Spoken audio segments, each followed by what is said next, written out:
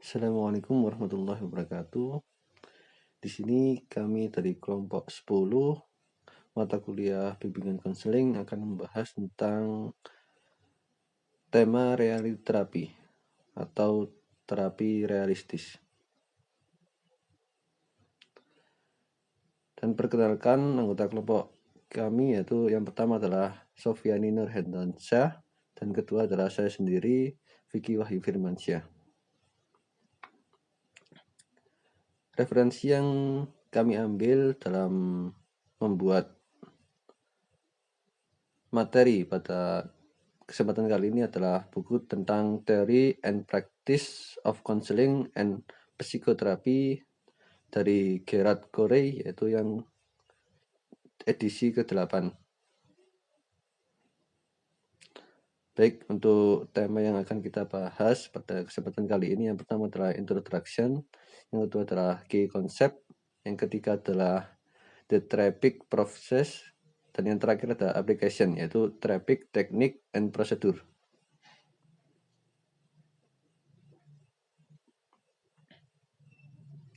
Yang pertama adalah introduction atau pengantar. Reality therapists believe the underlying problem of most clients is the same. They are either involved in a present unsatisfactory relationship or lack what could even be called a relationship. Terapi realistis percaya bahwa masalah mendasar dari sebagian besar klien adalah sama, yaitu mereka terlibat dalam hubungan yang tidak memuaskan pada saat ini, atau bisa dibilang mereka tidak memiliki sebuah hubungan.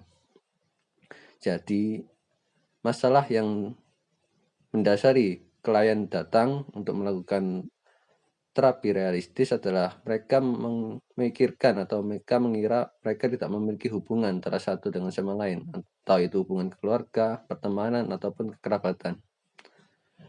The therapist guides client toward a satisfying relationship and teaches them to behave in more effective ways than they are presently behaving. Terapis membimbing klien menuju hubungan yang memuaskan, di mana mereka mengajarkan mereka atau klien untuk berperilaku dengan cara yang lebih efektif daripada yang mereka lakukan saat ini. Jadi tujuan terapis dalam terapi kali ini adalah menunjukkan atau memuaskan klien atau mengajarkan mereka cara berperilaku yang baik. Jadi cara berperilaku yang lebih baik daripada yang mereka lakukan sekarang. Jadi dalam artian terapis dalam masalah reality terapis atau terapi realistis, mereka mengajari atau menunjukkan klien untuk berperilaku lebih daripada yang mereka lakukan pada saat ini. Therapy consists mainly of teaching client to make more effective choice as they deal with the people they need in their life. Terapi utama terdiri dari mengajari klien untuk membuat pilihan yang lebih efektif, karena mereka berurusan dengan orang-orang yang mereka butuhkan dalam hidup mereka. Jadi, terapis mengajarkan klien itu untuk bisa membuat pilihan dalam berurusan dengan orang-orang terdekat mereka atau orang-orang yang mereka butuhkan pada saat ini. Reality therapy has been used a variety of settings.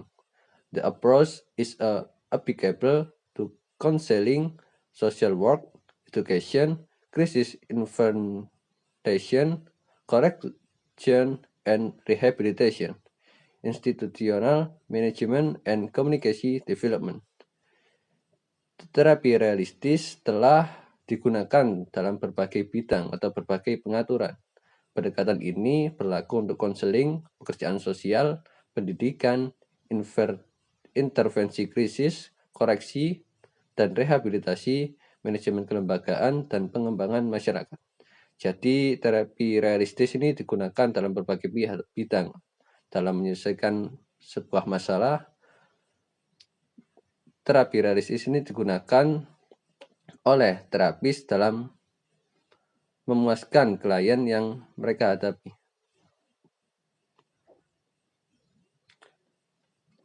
Tema yang kedua adalah key concept atau konsep kunci. View of human nature. Pandangan alam manusia.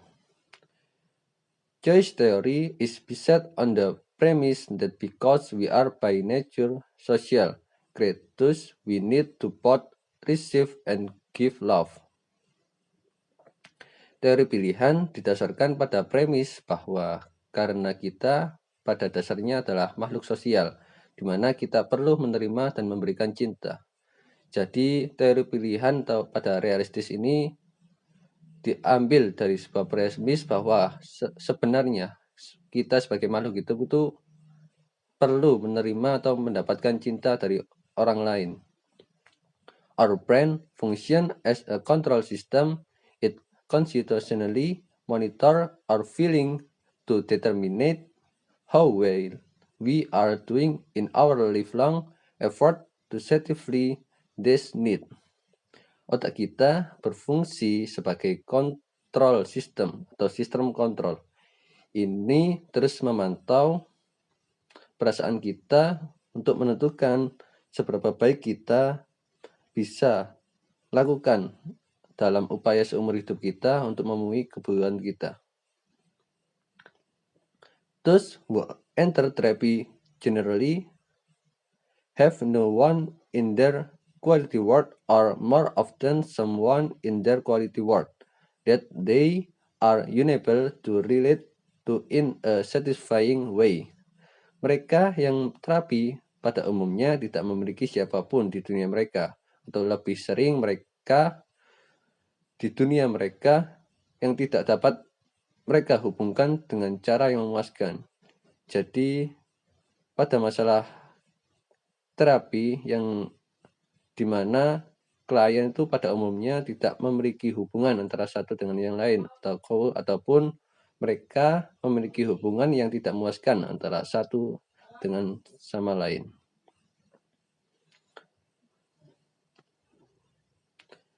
Choice Theory Explanation of Behavior. Teori pilihan menerangkan tentang perilaku. Choice theory explain that all we ever do from birth to death is behave, and with rare exception, everything we do is choice. Teori pilihan menjelaskan bahwa semua yang pernah kita lakukan dari lahir sampai mati adalah berperilaku, dan dengan pengecualian langka, semua yang kita lakukan adalah pilihan. Jadi pada teori ini menjelaskan bahwa semua yang kita lakukan mulai dari lahir hingga kita mati itu adalah pilihan kita, bagaimana kita berperilaku tanpa pengecualian langka ataupun tanpa adanya pengaruh dari orang lain. Jadi murni tentang pilihan kita. Total behavior teaches that all behavior is made up of four inseparable but distinct components: acting, thinking, feeling, and psychology that necessarily accompany all of our action, thought, and feeling. Perilaku total mengajarkan bahwa semua perilaku terdiri dari 4 komponen yang tidak terpisahkan tetapi berbeda, yaitu bertindak, berpikir, merasakan, dan fisiologi, yang harus menyertai semua tindakan, pikiran, dan perasaan kita. Glaser say that to speak of being displeased, having a headache, being angry, or being anxious implies passively and lack of personal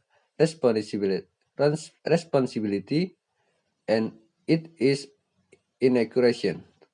Glaser mengatakan bahwa untuk berbicara tentang depresi, sakit kepala, marah, ataupun cemas menyiratkan kepasifan dan kekurangan tanggung jawab pribadi, dan itu tidak akurat. Characteristics of reality therapy. Karakter dari terapi realistis. Contemporary reality therapy focus quickly on unsatisfying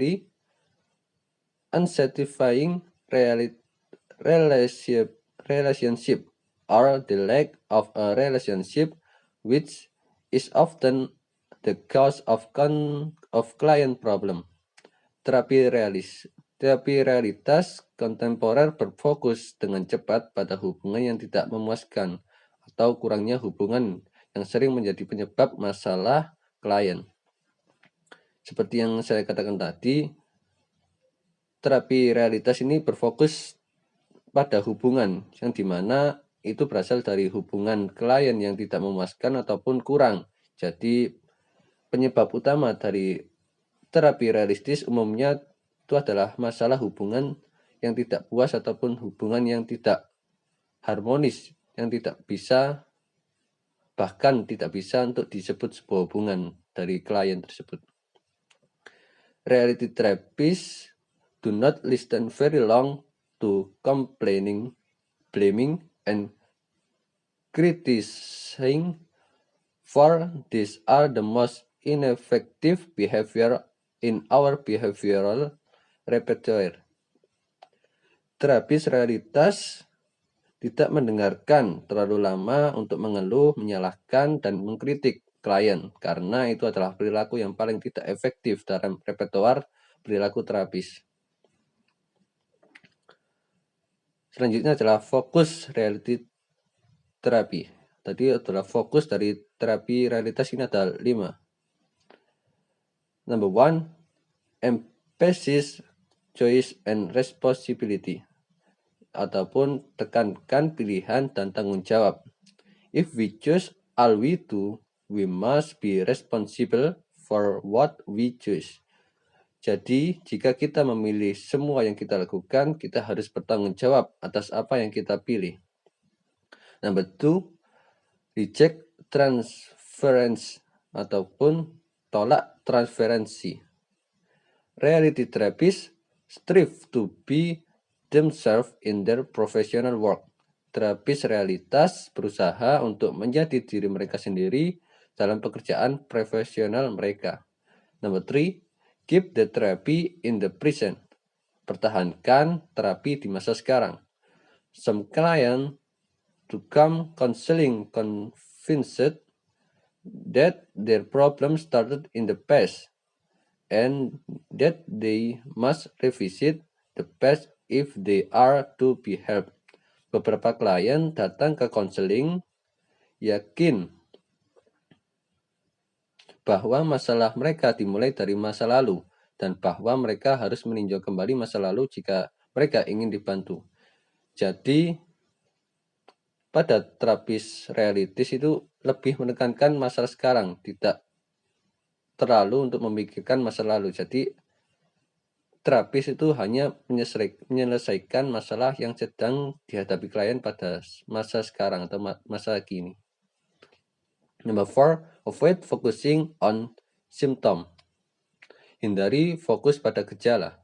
In traditional therapy, a great deal of time is spent focusing a symptom by asking client how they feel and why they are obsessing.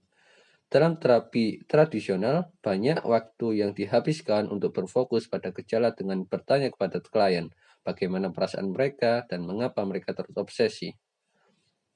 Jadi pada terapi realistis hindari tentang pertanyaan-pertanyaan itu, karena pertanyaan itu dirasa kurang efektif ataupun bisa dibilang itu menghabiskan waktu. Number 5, challenge traditional view of mental illness.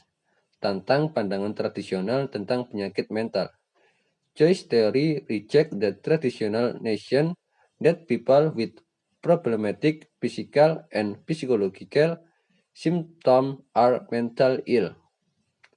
Teori pilihan menolak gagasan tradisional bahwa orang dengan gejala fisik dan psikologi yang bermasalah sakit mental. Baik, mungkin itu saja yang bisa saya sampaikan untuk tema selanjutnya atau Materi selanjutnya akan dijelaskan oleh teman saya. Terima kasih. Wassalamualaikum warahmatullahi wabarakatuh.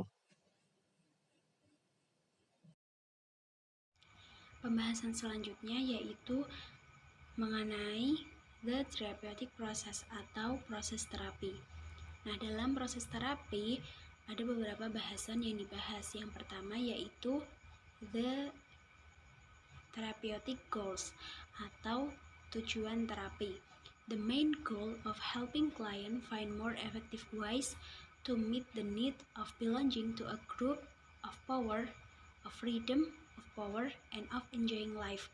Jadi terapi realitas ini memiliki tujuan utama yaitu untuk membantu klien agar mendapatkan cara yang lebih efektif untuk memenuhi kebutuhan-kebutuhan menjadi bagian dari suatu kelompok, kekuasaan, kebebasan, dan juga bagaimana klien bisa menikmati hidupnya. Nah, peran dari konselor untuk dapat menciptakan hubungan yang baik dengan klien itu sangat diperlukan karena dengan hubungan yang baik antara klien dan juga konselor, itu akan memberikan pertolongan yang signifikan bagi klien tersebut. Jika konselor mampu membangun hubungan yang baik dengan klien, maka tujuan untuk membimbing klien tentang bagaimana klien bisa memenuhi kebutuhannya serta mencapai apa yang diinginkannya perlahan-lahan dapat dimulai. Lalu, hal yang harus diperhatikan dalam proses terapi yang kedua adalah function and role of therapy, yaitu fungsi dan juga peran terapi. Reality therapy teaches client how to engage in self-evaluation. Terapi realitas itu mengajari klien bagaimana caranya untuk terlibat dalam evaluasi dirinya, yaitu dimana dalam terapi realitas itu mengutamakan klien untuk bisa mengevaluasi dirinya tentang apa yang dia inginkan dan juga tentang bagaimana kehidupan yang sudah dialaminya untuk melakukan suatu perubahan. Nah, caranya itu bisa dilakukan dengan mengajukan pertanyaan seperti perilaku apa yang akan klien lakukan untuk mendapatkan apa yang dia inginkan atau apa yang ia butuhkan. Kemudian, the role of the reality therapist is not to make evaluation for client, but to challenge client to examine and evaluate their own behavior and then make plans for a change. Nah, peran terapi realitas itu bukan untuk membuat evaluasi bagi klien, tetapi untuk menantang klien, memberikan sebuah tantangan bagi klien untuk memeriksa atau mengevaluasi perilaku mereka sendiri dan kemudian membuat rencana untuk melakukan sebuah perubahan. Jadi, dalam terapi realitas ini, seorang konselor tidak serta-merta untuk menghakimi, untuk mengevaluasi. Jadi evaluasi itu tidak berasal dari konselor, tetapi bagaimana konselor bisa membuat seorang klien itu bisa mengevaluasi dirinya. Jadi secara tidak langsung konselor ini hanya membantu melakukan stimulus-stimulus agar klien itu bisa melakukan evaluasi terhadap dirinya sendiri dan ketika itu sudah berhasil dilakukan, maka hasilnya adalah sebuah hubungan yang lebih baik, kemudian juga peningkatan kebahagiaan dan juga rasa kontrol batin di kehidupan mereka. Jadi setelah terjadi hubungan yang baik dengan konselor dan juga klien, kemudian sudah dilakukan evaluasi dan juga sudah ditemukan bagaimana solusi-solusi, maka tentunya pasti akan ada perubahan dan juga perbaikan yang dialami oleh klien terhadap kehidupan mereka. Nah, terapi realitas ini itu dianggap sebagai proses pendampingan yang dilakukan antara terapis dengan klien. Jadi lebih ke proses pendampingan, bukan melakukan sebuah penghakiman, karena dalam terapi realitas ini klien itu memiliki suatu masalah di mana klien itu ketika bertemu dengan terapis atau konselor itu menginginkan sebuah pencerahan atau sebuah saran yang bisa membuat dirinya itu melakukan sebuah perubahan yang bermanfaat bagi kehidupan mereka. Nah, terapis atau konselor itu juga memiliki tugas untuk menyampaikan bahwa klien itu masih bisa atau masih memiliki harapan untuk menjadi lebih baik, dan juga meyakinkan kepada klien bahwa dirinya itu tidak sendiri, melainkan ada terapis atau juga ada orang terdekat dari klien yang bisa menjadi sandaran bagi dirinya atau berada di pihaknya, sehingga klien itu tidak merasa dirinya itu sendiri dan kesulitan dalam menghadapi sebuah masalah, sehingga dapat mengatasi berbagai masalah itu secara kreatif. Jadi klien itu tidak merasa dirinya itu tidak menemukan jalan keluar, tetapi dia itu konselor harus bisa meyakinkan klien bahwa dia itu memiliki orang yang bisa untuk dijadikannya tempat bersandar dan juga memperoleh saran dan juga memperoleh solusi, kemudian bisa membantunya untuk menyelesaikan berbagai masalah secara kreatif. Nah, selanjutnya yang perlu diperhatikan yang ketiga dalam proses terapi adalah client experience in therapy atau pengalaman klien dalam terapi. The client's important experience are very important during the therapy process because it could be in each session, maybe the less. Client must be able to tell themselves that they will use what is discussed in counseling in their life. Jadi pengalaman klien itu sangat penting selama proses terapi, dimana karena bisa saja proses konseling itu mungkin menjadi sesi yang terakhir. Klien itu harus bisa mengatakan kepada diri mereka sendiri bahwa mereka itu akan menggunakan apa yang sudah dibicarakan saat konseling dalam kehidupannya secara tidak langsung. Konselor itu meyakinkan klien, memberikan sebuah keyakinan kepada klien bahwa klien itu nanti setelah proses konseling selesai dia akan mempraktekkan atau menerapkan apa yang sudah didiskusikan selama proses konseling dalam kehidupannya. Kemudian the realize that the therapy experience is based on the problem he is going dan juga menyadari bahwa pengalaman terapi tersebut dilakukan berdasarkan masalah yang dilalui pada masa sekarang, dan terapis tidak akan membiarkannya untuk melarikan diri lagi dari fakta tersebut. Nah, maksudnya di sini adalah konselor itu bisa meyakinkan klien bahwa klien itu tidak perlu melarikan diri dari masalah yang dihadapinya, karena klien dibuat percaya dia pasti bisa menemukan solusi dan memecahkan masalah yang dialaminya. Jadi klien itu tidak lari dari fakta atau dari masalah yang dialami, tetapi dia itu dibuat untuk berani mengambil keputusan, dibuat berani untuk menghadapi fakta tersebut. Nah, praktek terapi realitas itu dimulai dengan usaha konselor untuk menciptakan lingkungan yang mendukung, di mana klien itu akan merasa mampu untuk melakukan perubahan dalam hidupnya. Klien itu cenderung menyukai konselor yang bersikap lembut namun juga tegas. Jadi klien itu merasa lebih nyaman jika konselor itu lembut, tetapi dia juga tegas. Jadi konselor itu seakan-akan mendukung apa yang dilakukan, apa yang diinginkan klien, tetapi konselor itu juga memiliki ketegasan, di mana dia tahu di mana saatnya dia lembut dan di mana saat dia tegas.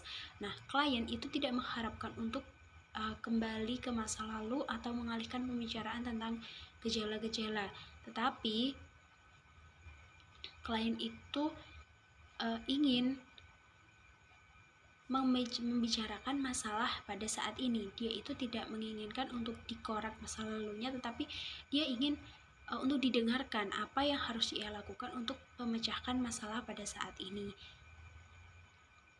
Nah, ketika membicarakan hal tersebut, maka akan banyak waktu yang dihabiskan untuk membicarakan. Ketika nanti konselor menyangkut pautkan dengan masa lalu, maka itu akan membuang banyak waktu, dan jalan ceritanya itu juga akan menimbulkan perasaan yang terpisah, meskipun sebenarnya perasaan itu pasti akan saling berketerkaitan, tetapi yang dimaksud klien di sini itu dia ingin didengarkan ceritanya saat ini, tidak perlu dicari bagaimana masa lalunya atau bagaimana dia bisa mengalami masalah ini, tetapi dia ingin didengarkan terkait dengan masalahnya, dan kemudian didiskusikan bagaimana cara untuk menyelesaikannya. Nah, apa yang dilakukan dengan pemikiran yang merupakan bagian dari total perilaku di mana klien itu memiliki kontrol secara langsung terhadap dirinya. Nah, untuk hal terakhir yang perlu diperhatikan dalam proses terapi adalah relationship between therapist and client, yaitu bagaimana hubungan antara terapis dan klien. Reality therapy emphasize an understanding and supportive relationship or therapeutic alliance, which is the foundation for effective outcome. Terapi realitas itu menekankan pemahaman dan hubungan yang mendukung atau aliansi terapeutik yang merupakan dasar di mana untuk mencapai hasil yang efektif. Although the therapeutic relationship is paramount, it is not an end in itself, and it is not automatically curative or healing. Nah, agar menciptakan ketertarikan atau keterkaitan yaitu hubungan antara terapis dan juga klien, maka konselor itu harus memiliki kualitas pribadi tertentu, termasuk memiliki kehangatan, ketulusan, keselarasan, pengertian, kemudian penerimaan, perhatian, rasa hormat terhadap klien, keterbukaan, dan kesediaan untuk ditentang oleh orang lain. Maksudnya di sini adalah hubungan yang baik antara klien dan terapis itu akan terjalin ketika terapis atau konselor itu memiliki beberapa koalisi atau beberapa sikap yang bisa membuat klien itu merasa nyaman, seperti bagaimana konselor itu menunjukkan ketulusannya untuk membantu, kemudian juga pengertian dalam mendengarkan cerita klien, kemudian juga menerima bagaimana kondisi klien dan juga perhatian. Dan yang tidak kalah penting adalah konselor itu memiliki rasa hormat terhadap klien bahwa dia itu sedang berbicara dengan seseorang yang membutuhkan bantuannya, membutuhkan sarannya, dan dia meskipun demikian dia tidak menghilangkan rasa hormat tersebut. Nah, beberapa cara ini memerlukan penggunaan perilaku menghadiri, kemudian juga mendengarkan klien, menangguhkan penilaian klien, melakukan hal yang tidak terduga, kemudian menggunakan humor yang tepat, dan juga menjadi diri sendiri sebagai konselor, terlibat dalam mengungkapkan diri fasilitatif, mendengarkan untuk metafora dalam mode ekspresi diri klien, mendengarkan tema, meringkas dan fokus, dan menjadi praktisi etis. Nah, untuk dasar untuk intervensi terapeutik untuk bekerja secara efektif itu bertumpu pada sikap adil, tegas, bersahabat, dan lingkungan yang percaya. Setelah keterlibatan telah ditetapkan, nah konselor baru bisa membantu klien dalam memperoleh pemahaman yang lebih dalam tentang konsekuensi dari perilaku klien saat ini.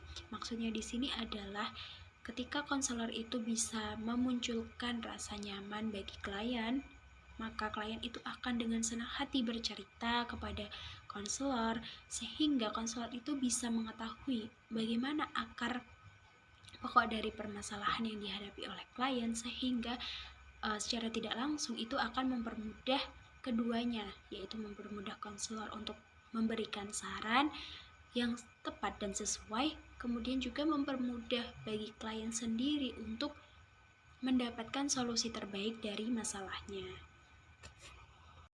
Nah, lanjut pada pembahasan selanjutnya, yaitu membahas mengenai application therapeutic techniques and procedures, atau pengaplikasian teknik dan prosedur terapis. Nah, yang pertama yaitu adalah ada practice reality therapy atau praktek terapi realitas. Reality therapy practice can best be conceptualized as a counseling cycle consisting of two main components. One, creating a counseling environment, and two, implementing specific procedures that lead to behavior change. The art of counseling is to weave these components together in a way that lead client to evaluate their life and decide to move in a more effective direction. Nah, praktik terapi realitas ini paling baik dapat dikonseptualisasikan sebagai siklus konseling yang terdiri dari dua komponen utama. Yang pertama yaitu menciptakan lingkungan konseling atau creating a counseling environment. Yang kedua, menerapkan prosedur khusus yang mengarah pada perubahan perilaku atau implementing specific procedure that lead to behavior change. Nah, seni konseling ini adalah menenun atau menenun komponen-komponen ini bersama-sama dengan cara yang mengarahkan klien untuk mengevaluasi hidup mereka dan memutuskan untuk bergerak ke arah yang lebih efektif, ke arah yang lebih baik.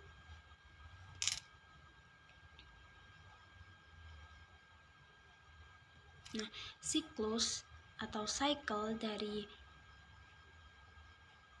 bagaimana komponen-komponen itu dapat menyatu dalam proses konseling. Siklus dari konseling itu dimulai dengan menciptakan hubungan kerja dengan klien yang dijelaskan di bagian sebelumnya, yaitu di mana proses berlangsung melalui eksplorasi keinginan, kebutuhan, dan persepsi dari klien itu sendiri. Nah, klien mengeksplorasi perilaku total mereka dan membuat evaluasi mereka sendiri tentang seberapa efektif untuk mereka dalam mendapatkan apa yang mereka inginkan. Jika klien memutuskan untuk mencoba perilaku yang baru, mereka harus membuat rencana yang dapat mengarahkan untuk berubah, dan juga mereka harus mau berkomitmen pada rencana tersebut. Nah, siklus konseling ini termasuk menindaklanjuti seberapa baik kinerja klien dan menawarkan konsultasi lebih lanjut sesuai kebutuhan.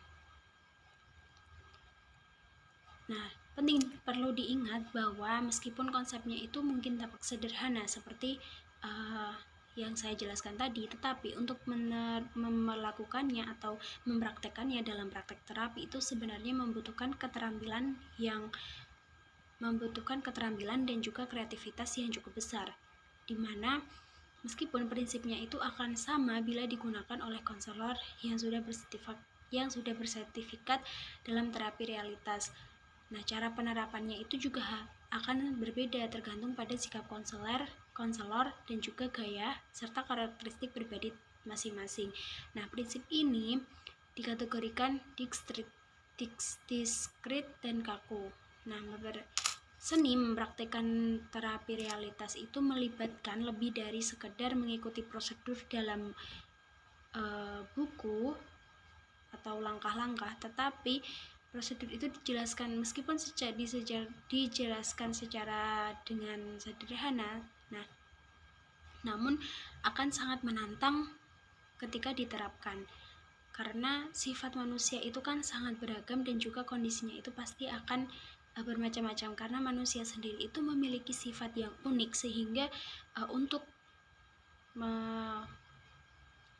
menangani satu orang dengan orang yang lain itu pasti juga akan mengalami keunikan dan memiliki keunikannya masing-masing, karena setiap manusia itu unik dan pasti proses penyelesaiannya pun juga akan berbeda dan juga perlu diperlukan adanya kreativitas dan juga ketelatenan dari konselor dan juga minat dan juga komitmen dari klien dalam mengikuti proses konseling tersebut. Nah, konseling itu bukanlah metode sederhana yang diterapkan di tempat yang sama yang sama secara dengan setiap klien, karena setiap klien, yaitu setiap manusia itu pasti memiliki sifatnya masing-masing, memiliki karakteristiknya masing-masing, dan manusia itu memiliki sifat yang unik, di mana satu manusia mungkin bisa sama dengan manusia lainnya, tetapi belum tentu kesamaan itu bisa digeneralisasikan kepada manusia lainnya.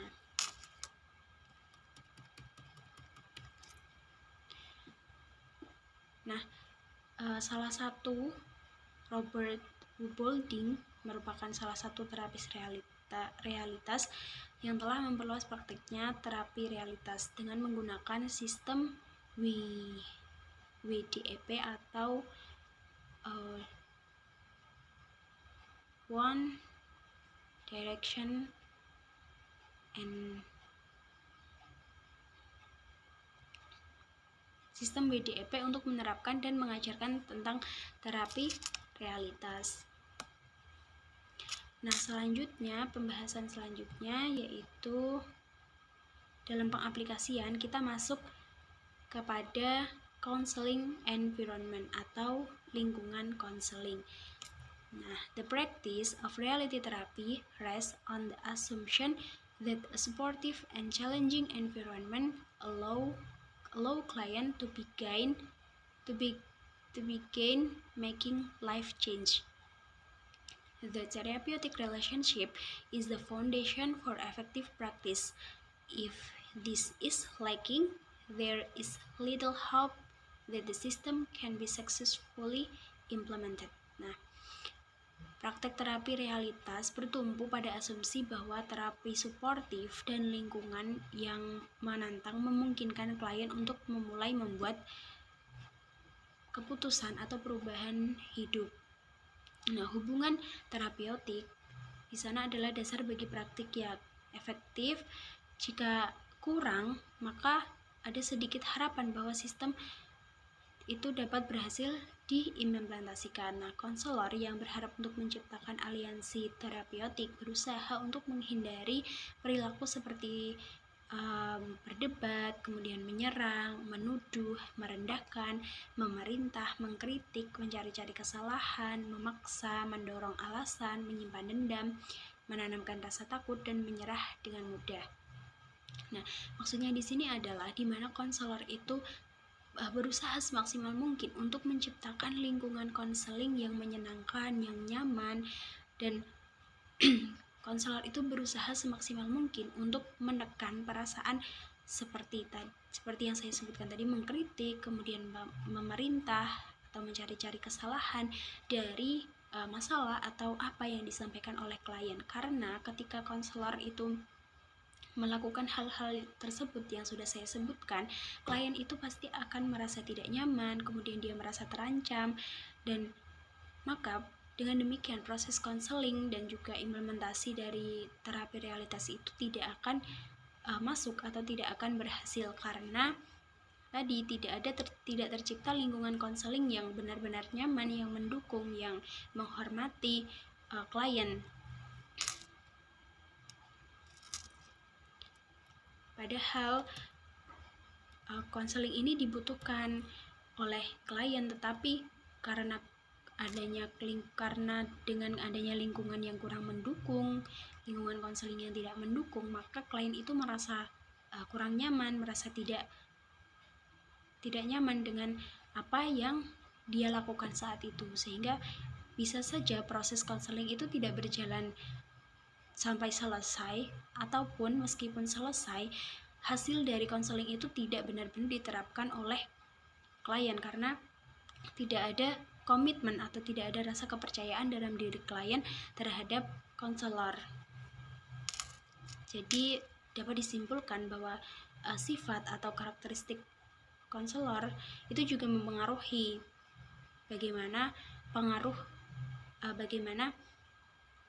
konseling itu bisa berjalan lancar dan juga menentukan apakah konseling itu berhasil atau tidak.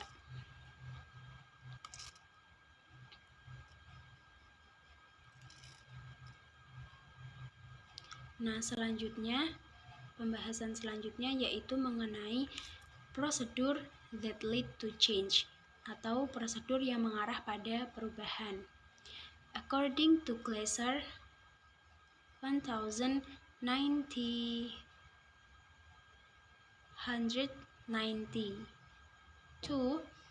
the procedure that lead to change are based on the assumption that human beings are motivated to change. Menurut Glasser, tahun 1992, prosedur yang mengarah pada perubahan didasarkan pada asumsi manusia yang termotivasi untuk berubah.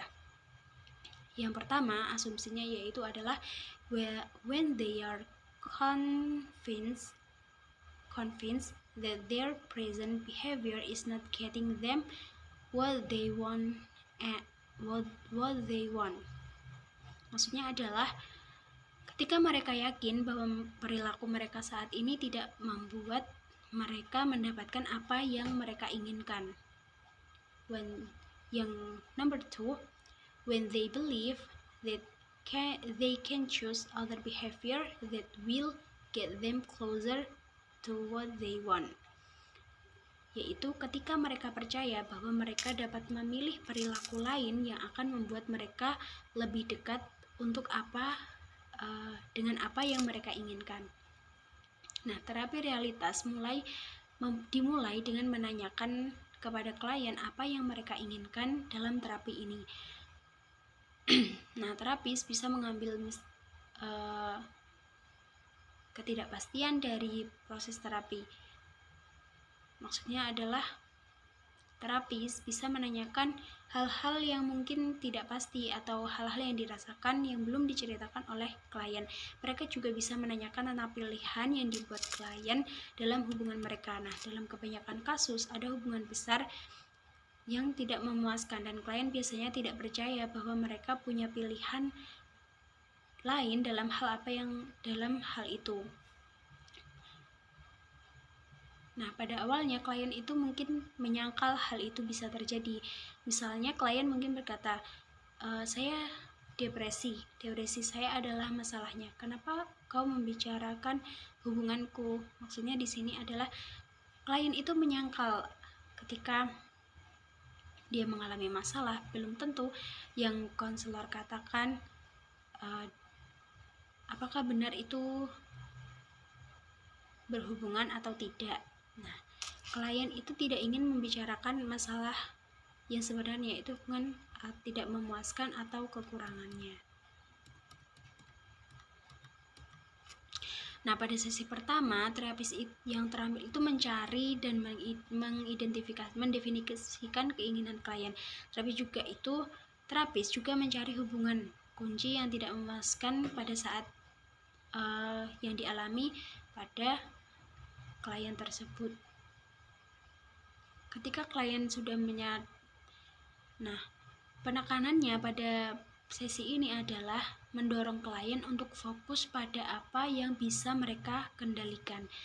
Jadi konselor itu memberikan stimulus kepada klien untuk meyakinkan bahwa klien itu bisa memiliki kendali, memiliki kontrol terhadap apa yang bisa mereka kendalikan. Misalnya, memberi contoh bahwa klien itu bisa mengendalikan tubuhnya, meskipun ketika masalahnya klien sering merasa pusing, kemudian sering merasa capek karena memiliki tugas, maka konselor bisa mendorong bahwa mungkin bisa menyarankan klien untuk beristirahat dengan mengatur sesuatu yang bisa dikontrol olehnya. Misalnya, dia bisa mengontrol dirinya untuk istirahat atau bisa mengontrol dirinya untuk tidak melakukan hal-hal yang melelahkan yang bisa mengganggu kesehatan dari klien tersebut. Nah, terapi realitas ini mengeksplorasi prinsip-prinsip teori pilihan dengan klien, membantu klien untuk mengidentifikasi kebutuhan dasar, kemudian juga menemukan dunia kualitas klien, dan akhirnya membantu klien memahami bahwa mereka memilih perilaku secara keseluruhan yang menjadi kebutuhan mereka.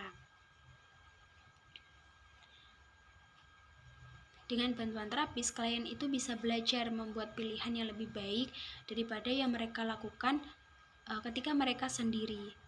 Nah, seperti yang sudah saya jelaskan di depan tadi, penting untuk konselor memberikan rasa nyaman dan juga rasa percaya kepada klien bahwa klien itu tidak sendiri. Dia bisa membagikan ceritanya kepada orang-orang yang dipercaya oleh klien sehingga klien bisa mendapatkan pencerahan atau mendapatkan solusi yang bisa membantu dirinya untuk menyelesaikan masalah yang sedang dihadapinya.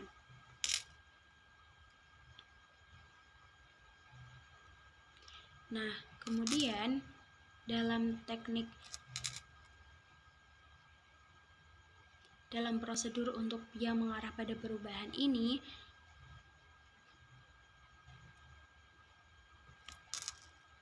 dalam terapi realitas atau dalam prosedur yang membawa dalam terapi realitas itu,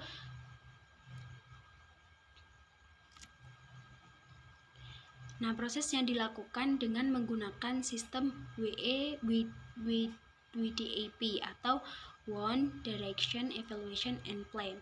Sistem WDAP dapat digunakan untuk membantu klien mengeksplorasi keinginan mereka, kemungkinan hal yang dapat mereka lakukan, kemudian peluang untuk mengevaluasi diri sendiri, dan merancang rencana untuk perbaikan atau perubahan ke depan.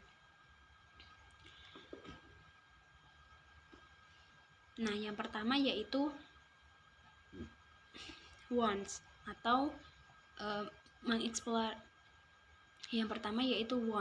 exploring wants, needs, and perception, yaitu mengeksplorasi keinginan, kebutuhan, dan persepsi. Nah, klien di sini didorong untuk mengenali, kemudian mengidentifikasi dan menghaluskan apa yang mereka dambakan untuk memenuhi kebutuhannya dengan cara konseling yang tanpa memberikan kritik dan bersikap mau menerima sehingga klien bebas mengemukakan pikirannya.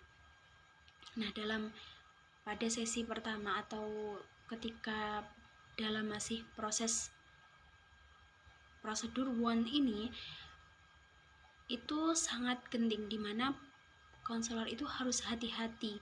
Dia tidak boleh memberikan kritik, kemudian tidak boleh menghakimi, tetapi konselor itu berusaha untuk meyakinkan, kemudian juga memberikan rasa nyaman kepada klien untuk bercerita, untuk membagikan masalahnya, sehingga untuk menceritakan apa yang sebenarnya dia inginkan, kemudian apa masalahnya, kemudian apa yang menjadikannya tidak bisa mendapatkan apa yang dia inginkan atau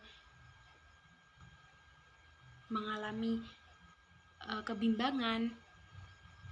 Hal pada sesi once ini atau pada langkah once ini, itu konselor harus hati-hati dalam menggali kemudian juga mengidentifikasi, karena bisa saja ketika baru dimulai, jika tidak hati-hati, klien itu akan merasa tersinggung dan merasa tidak nyaman, sehingga nantinya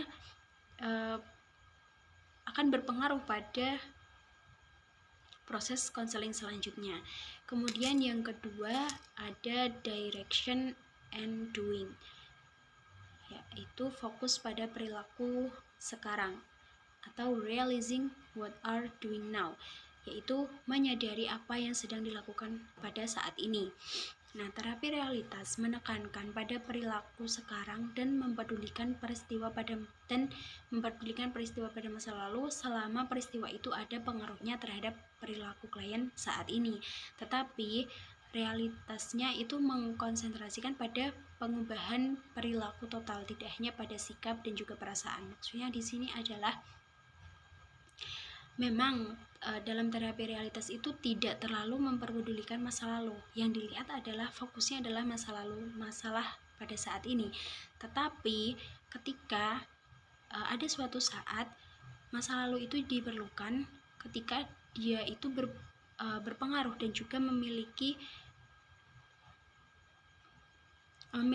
hubungan yang dampaknya itu pada perilaku saat ini. Nah, ketika itu terjadi, maka boleh konselor itu menanyakan kemudian dengan hati-hati kepada klien agar klien itu tetap merasa nyaman dan lingkungan konselingnya itu tidak merasa terganggu. Jadi dia masih merasa aman, dia masih merasa nyaman, dan dia bisa bercerita dengan baik, sehingga nanti ketika terapi realitas ini dilakukan, kemudian lanjut pada tahap selanjutnya, ketika sudah fokus pada perilaku saat ini, meskipun harus melihat pada masa lalu, tetapi tidak semua masa lalunya dikuak, hanya yang berkaitan dengan masalah sekarang. Karena nantinya yang diinginkan atau tujuan dari konseling ini adalah untuk konselor dan juga untuk klien adalah menemukan solusi, menemukan bagaimana cara untuk melakukan pengubahan perilaku secara total.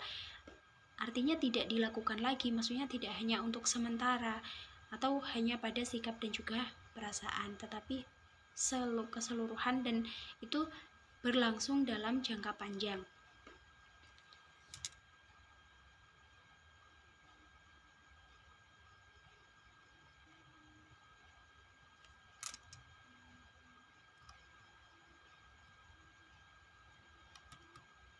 Nah, pada awal konseling, penting untuk mendiskusikan dengan klien tentang keseluruhan arah hidup mereka, termasuk kemana mereka akan pergi, kemudian kemana perilaku mereka. Nah, eksplorasi ini pada awalnya di awal adalah untuk evaluasi selanjutnya, yaitu apa arah, untuk menentukan arah yang diinginkan. Nah, terapis bisa dilakukan dengan cara terapis itu memegang cermin di depan klien dan bertanya, apa yang Anda lihat sendiri sekarang dan di masa depan? Nah, ini sering membutuhkan beberapa waktu agar refleksi ini bisa menjadi lebih jelas bagi klien, sehingga mereka dapat secara verbal mengekspresikan persepsi mereka.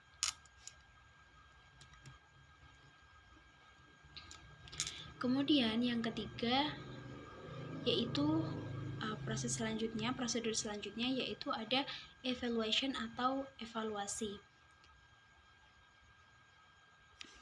Nah, involve the client examining behavioral direction, specific action, want, perception, new direction, and plans.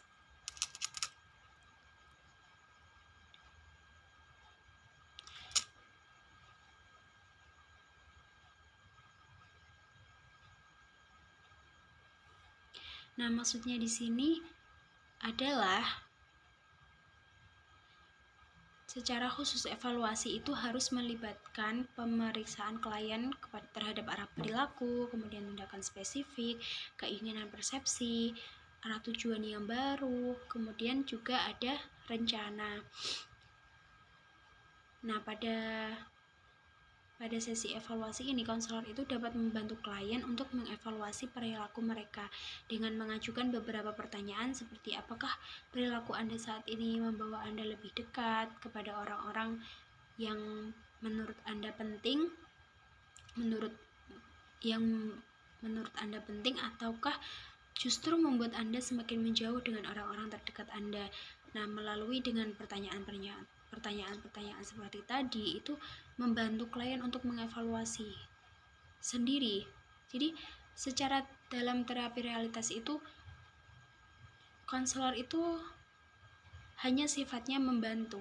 Jadi, hanya bertugas untuk memberikan stimulus kepada klien untuk klien itu menemukan apa yang menjadi keluhannya, apa yang menjadi masalahnya. Seperti itu. Kemudian yang terakhir yaitu ada planning and action. Nah, planning and action atau perencanaan dan tindakan. Di sini adalah waktunya time to do atau waktunya untuk melakukan. Setelah mengidentifikasi dari keinginan, kemudian juga melihat apa yang sudah dilakukan pada saat ini, kemudian juga mengevaluasi dari masalah yang sudah diceritakan, kemudian baik dan juga buruknya, kemudian apa yang sebaiknya dilakukan. Maka selanjutnya yang terakhir adalah penentuan, yaitu time to do, yaitu planning and action. Nah, sebagian besar dari konseling itu melibatkan di mana membantu klien untuk mengidentifikasi cara-cara khusus untuk memenuhi keinginan yang mereka butuhkan.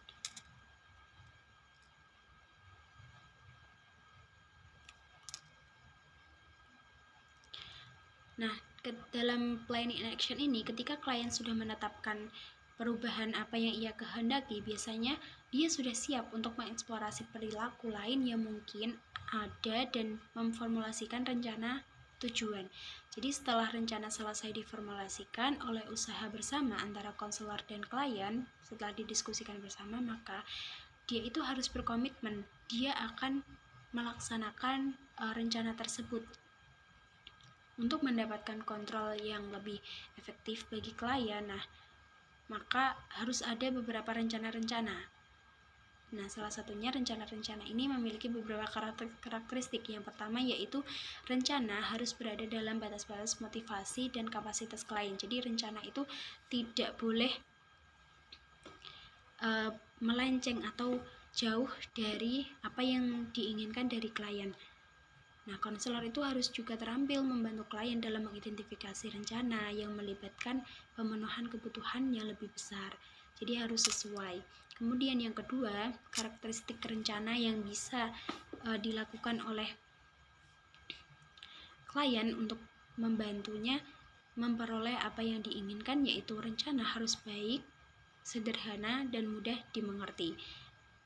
Meskipun mereka perlu spesifik, konkret, dan juga terukur, rencana itu harus tetap fleksibel dan terbuka untuk dilakukan revisi atau perbaikan saat klien mendapatkan pemahaman yang lebih dalam tentang perilaku tertentu yang ingin mereka ubah. Kemudian yang ketiga, karakteristik yang ketiga adalah rencana tersebut harus melibatkan tindakan positif dan dinyatakan dalam hal apa yang klien bersedia lakukan.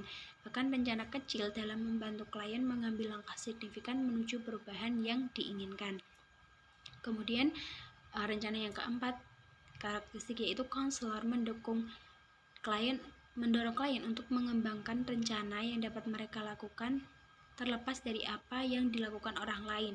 Nah, rencana yang bergantung pada petunjuk orang lain, klien untuk merasakan bahwa mereka tidak mengemudikan kapal mereka sendiri tapi berada di belas kasihan lautan.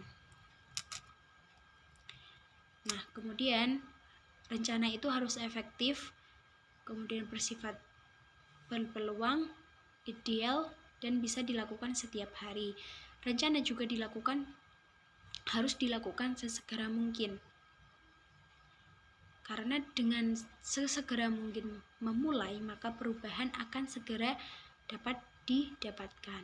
Kemudian sebelum klien melakukan rencana mereka, ada baiknya itu mereka mengevaluasinya dengan terapis mereka untuk menentukan apakah itu sudah realistis dan dapat dicapai, dan apakah itu berkaitan dengan apa yang mereka butuhkan dan inginkan.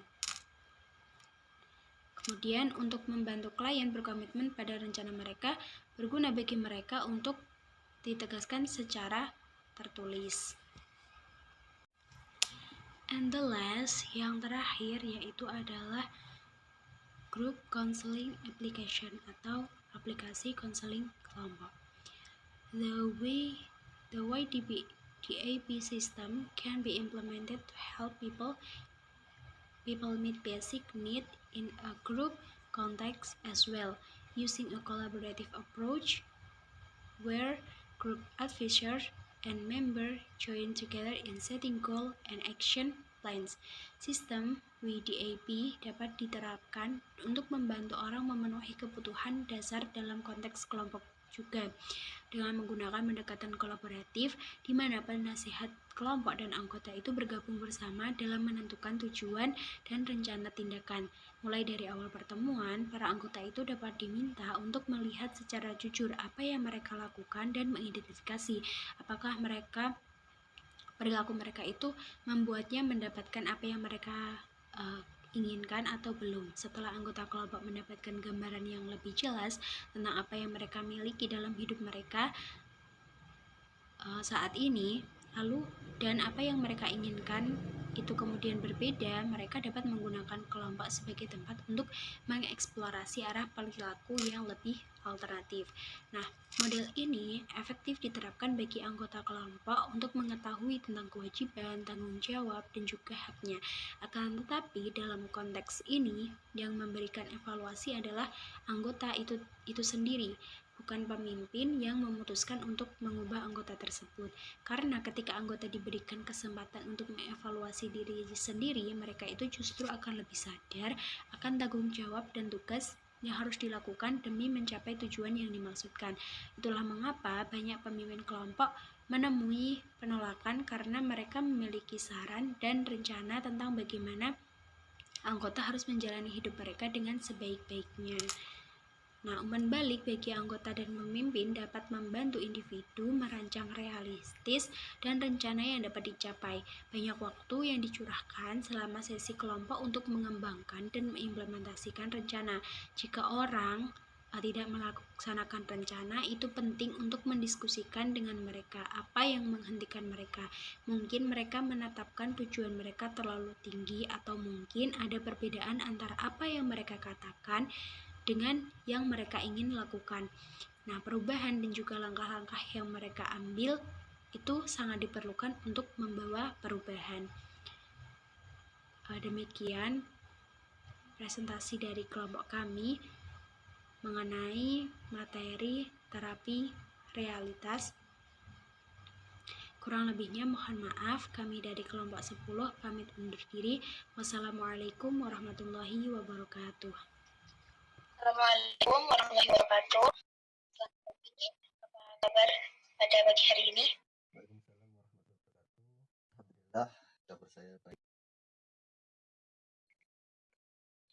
Baik, perkenalkan, nama saya Noviani Nurhindarsyah. Pada konseling ini, saya akan menjadi konselor untuk permasalahan untuk kegiatan konseling pada pagi hari ini.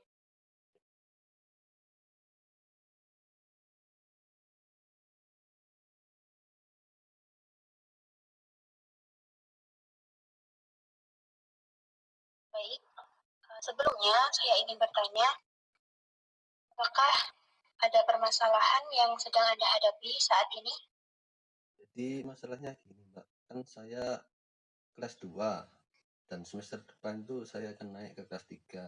Tetapi saya itu diberatkan oleh tugas-tugas yang diberikan oleh sekolah lama saya, sehingga saya itu kepikiran untuk pindah sekolah. Tetapi nanggung sekali, udah mau kelas 3 kok baru pindah sekolah gitu, Mak. Baik, sebenarnya berarti sekarang Anda ini merasa bahwa Anda keberatan dengan tugas-tugas yang sedang Anda jalani ketika kelas 11. Kemudian Anda berpikiran untuk pindah sekolah. Nah, apa sih sebenarnya yang membuat Anda itu merasa bahwa saat ini kelas 11 di sekolah Anda ini itu merasa keberatan atau tidak cocok? Apa yang membuat Anda itu tidak percaya diri dengan keadaan Anda saat ini? Saya tidak percaya diri dalam masalah saya saat ini tuh, di kelas saya itu saya terkenal merasa paling tidak bisa dalam pelajaran akademik. Jadi membuat saya itu merasa malu dengan teman-teman saya, Pak. Jadi saya itu berkepikiran untuk pindah sekolah agar saya itu bisa merasa percaya diri ataupun bisa mengimbangi dengan skill akademik teman-teman saya di kelas. Berarti masalahnya di sini adalah poinnya itu Anda merasa kemudian tidak merasa cocok. Lalu Anda itu berkeinginan untuk pindah sekolah. Seperti itu ya.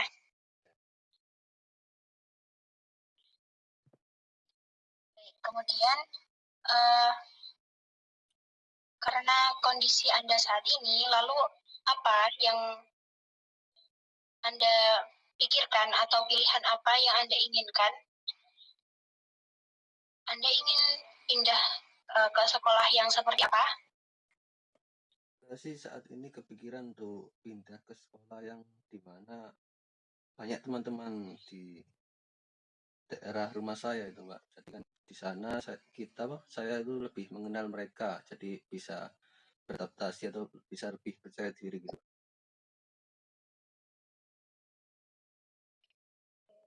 Berarti Anda juga merasa tidak cocok dengan teman-teman Anda pada sekolah saat ini?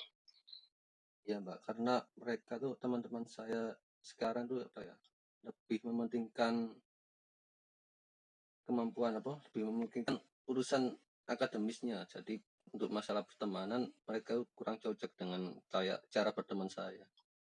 Mungkin gitu Mbak. Lalu, apakah Anda yakin jika ketika nanti Anda pindah sekolah, kemudian sekolah dengan teman-teman yang berada di dekat rumah Anda, apakah nanti Anda juga tidak memiliki kesulitan seperti pada saat sekolah saat ini? Apakah Anda yakin jika teman-teman Anda nanti sesuai dengan yang Anda harapkan? Ya itu juga saya pikirkan saat ini Mbak. Mungkin untuk masalah pertemanan saya lebih mudah beradaptasi dengan mereka karena kan mereka juga teman-teman saya di rumah.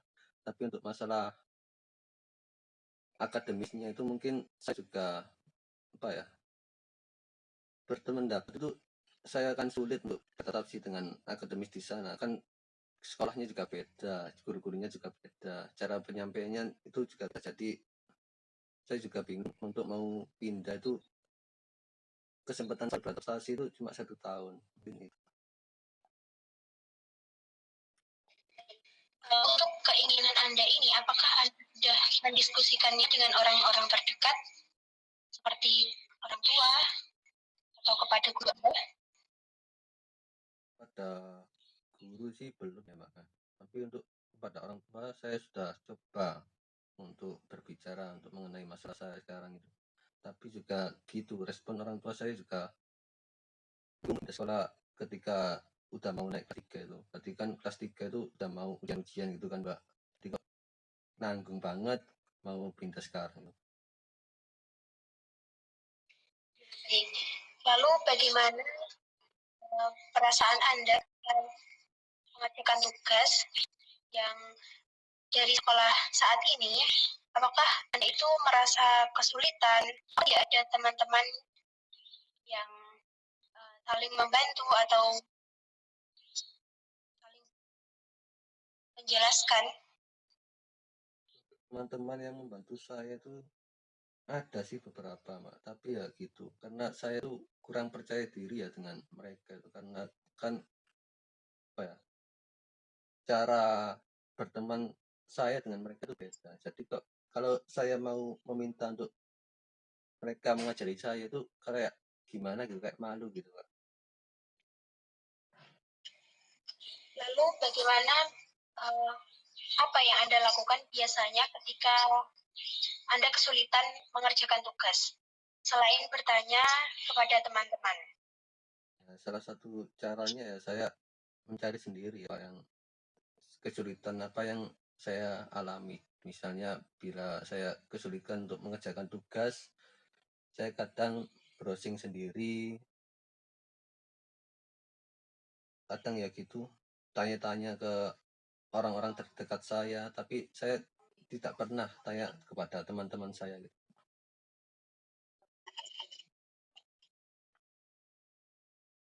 Baik.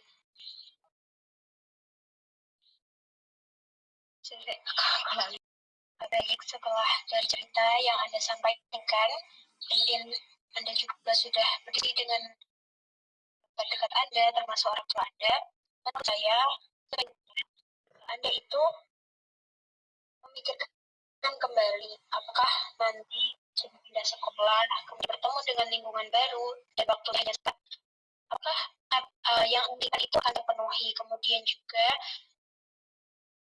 sebagaimana saya setuju dengan pendapat orang tua dari orang tua Anda bahwa untuk pindah sekolah pada saat sudah kelas 11 itu sangat terasa nanggung. Kemudian sebaiknya Anda tetap bersekolah dan melanjutkan dan tidak usah pindah ke sekolah lain. Kemudian solusinya Anda bisa, karena masalahnya adalah kesulitan untuk dalam hal akademis, Anda bisa memulai pelan-pelan untuk berteman, kemudian juga berbicara, tidak perlu langsung membicarakan tentang akademis, bisa dengan melakukan kegiatan seperti setelah pulang sekolah, main bersama, kemudian juga mengobrol tentang hobi atau saling bertukar pikiran. Nah, dari situ nanti Anda akan merasa dekat dengan teman Anda pada saat ini. Kemudian semakin lambat nanti juga Anda akan merasa nyaman, dan teman Anda juga pasti akan merasa ketika Anda mengalami kesulitan, pasti dia akan membantu Anda. Seperti itu. Nah, kemudian bagaimana setelah mendengar solusi saran dari saya, kemudian juga dari hasil diskusi dengan orang tua Anda, apa yang menurut Anda, bagaimana tindakan Anda selanjutnya? Apakah Anda tetap memilih untuk pindah atau tetap bertahan di sekolah tersebut? Ya, mungkin setelah saya berdiskusi dengan Anda, saya sedikit menemukan solusi tentang permasalahan saya sekarang. Jadi mungkin sebaiknya saya mencoba untuk bisa beradaptasi dengan teman-teman saya sekarang, karena juga gitu. Kalau saya pikir-pikir juga nanggung banget untuk pindah sekolah sekarang itu, dimana saya itu perlu mengeluarkan uang lagi, perlu beradaptasi dengan sekolahnya, dengan teman-teman, dengan proses belajar mengajar di sana. Jadi mungkin saya akan mencoba untuk melakukan solusi yang Anda berikan tadi, untuk mencoba berteman dan mencoba untuk lebih beradaptasi lagi dengan teman-teman saya sekarang.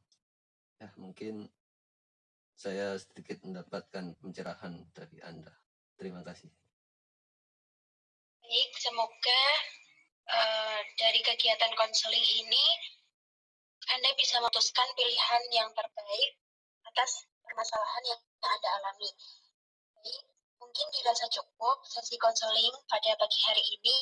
Apakah sesi konseling bisa saya akhiri? Ya, Mbak, bisa. Terima kasih, Mbak. Baik, sekian konseling pada pagi hari ini. Assalamualaikum warahmatullahi wabarakatuh. Waalaikumsalam warahmatullahi wabarakatuh.